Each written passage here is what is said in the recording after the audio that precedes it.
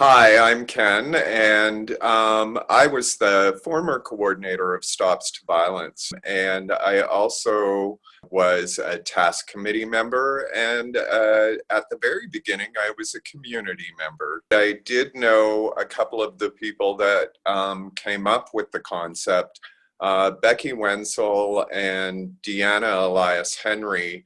Had this idea that working in isolation and trying to solve problems of interpersonal violence and abuse was probably needing some bigger collaboration with stakeholders in government.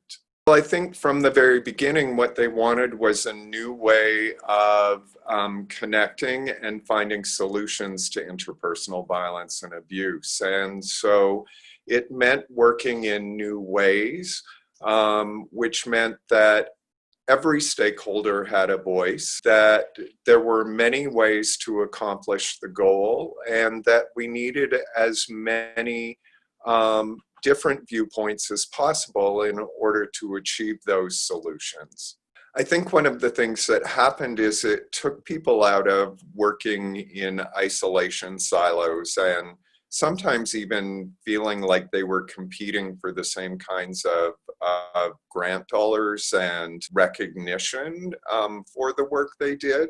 So when everyone was brought together and we were looking at really establishing changes to policy and legislation, those pieces really helped connect people in ways that they had never felt before. And as I watched in the first couple of years of people coming together and gathering, you could really see that we had changed how people were used to doing business around all of this. In the beginning, you could really tell our government representatives and our community representatives in a room because they had different ways of functioning when they got together. After a while, those lines began to blur, and it was a bunch of people working on a big problem together. Well, I mean, Stops changed actually so many things for me. It empowered me as an individual. I mean, through the course of doing the work with Stops and later on coordinating things, one of the things that I found is that I had felt very powerless to respond to interpersonal violence and abuse happening around me.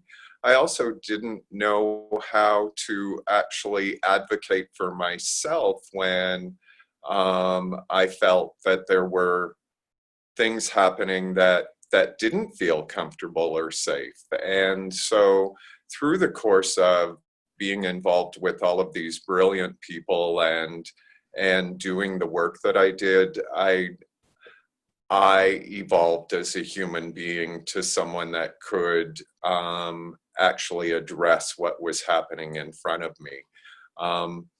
A quick funny story that I like to share: as we were trying to write the community response, I was at another meeting in Moose Jaw. I didn't like the coffee at the spa, so I went to 7-Eleven at about 6:30 in the morning. And as I was getting ready to leave, this woman was walking through the parking lot, and this van pulled up and started, the man in the van started screaming and yelling at her. And so I, standing in the doorway to 7-Eleven, started to speak out and yelled across the parking lot, "Hi, is everyone okay? Is everyone safe?" And they told me where to go and how to get there. And I went, "So you're not sure if you're okay or safe?" And I got yelled at again. And then finally, I said, "So do you need me to do anything for you at this time?" And the driver in the van got very nervous and drove away, and the woman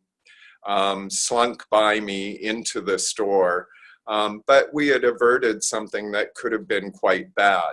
I would have never had that personal power to do that prior to then. I probably would have been silent and let whatever happened happen and ignored it. I saw lots of that kind of thing happening throughout the course of my 14 years with Stops.